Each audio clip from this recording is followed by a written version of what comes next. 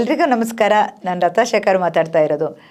Migraine ಅಥವಾ headache ಅನ್ನೋದು ತುಂಬ ಕಾಮನ್ ಆಗಿದೆ. ಟೆನ್ಷನ್ ಹೆಡ್ಡೇಕ್ ಅಂತೀರಿ, ಅಥವಾ ಯಾವಾಗಲೂ ತಲೆ ಭಾರ, ಕೋಲ್ಡು ಕಾಫು ಕೆಲವರಿಗೆ ಆಗಿರುತ್ತೆ. ಇನ್ನು ಕೆಲವರಿಗೆ ಅದು ಯಾವ ಸಿಮ್ಟಮ್ ಇರೋಲ್ಲ, ಬಟ್ ತಲೆನೋವು ಬಿಡ್ತಾ ಇರೋಲ್ಲ.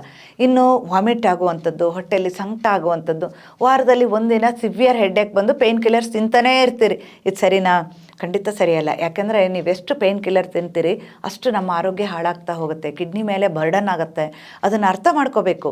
ಏನೋ ಒಂದು ಮಾಡ್ಕೊಂಡು ನಾವು ಆ ಮೊಮೆಂಟಿಗೆ ತಲೆನೋವು ಕಡಿಮೆ ಆಗಬೇಕು ಅಂತ ಮಾಡೋದಲ್ಲ. ಸೊ ಅದು ರೂಟ್ ಕಾಸ್ ನೋಡಿ, ಯಾಕೆ ಇಷ್ಟೊಂದು ತಲೆನೋವು ಬರ್ತಾ ಇದೆ, ಅಥವಾ ಸೈನಸ್ ಆಗಿದೆಯಾ, ಎಲ್ಲ ಥರ ನೀವು ಯೋಚನೆ ಮಾಡಿ ಅದಕ್ಕೆ ತಕ್ಕ ಹಾಗೆ ಕೆಲವೊಂದು ವ್ಯಾಯಾಮಗಳನ್ನು ಮಾಡಬೇಕು. ಪ್ರಾಣಾಯಾಮ, ಮುದ್ರಾ ಕಾಂಬಿನೇಷನಲ್ಲಿ ತುಂಬ ವಂಡರ್ಫುಲ್ಲಾಗಿ ರಿಸಲ್ಟ್ ಇರುತ್ತೆ. ಇನ್ನು ನೀವು ಮನೆಮದ್ದು ಮಾಡೋದಾದರೆ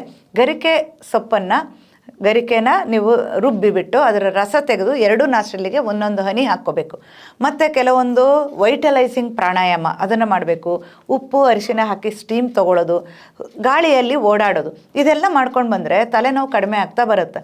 ಇಷ್ಟಕ್ಕೂ ಕಡಿಮೆ ಆಗದೆ ಕ್ರಾನಿಕ್ ಆ ಥರ ಇದ್ದರೆ ಕೆಲವೊಂದು ಗಿಡಮೂಲಿಕೆಗಳ ಕಾಂಬಿನೇಷನ್ ಆ್ಯಂಡ್ ಪ್ರಪೋರ್ಷನ್ ತುಂಬ ಇಂಪಾರ್ಟೆಂಟ್ ಆಗಿರುತ್ತೆ. ಅದರ ಸೇವನೆ ಮಾಡಿದರೂ ಕೂಡ 1-2 ತಿಂಗಳಲ್ಲಿ ನಿಮ್ಮ ತಲೆನೋವು ಅನ್ನೋದು ನಿಮಗೆ ಮರೆತೇ ಹೋಗಿರುತ್ತೆ. ಅಷ್ಟು ವಂಡರ್ಫುಲ್ಲಾಗಿ ರಿಸಲ್ಟನ್ನು ಕೊಡ್ಬೋದು. ಆ ಥರ ಮಾಡ್ಕೊಂಡು ಬನ್ನಿ. ಎಲ್ರಿಗೂ ಒಳ್ಳೆಯದಾಗಲಿ. ನಮಸ್ಕಾರ.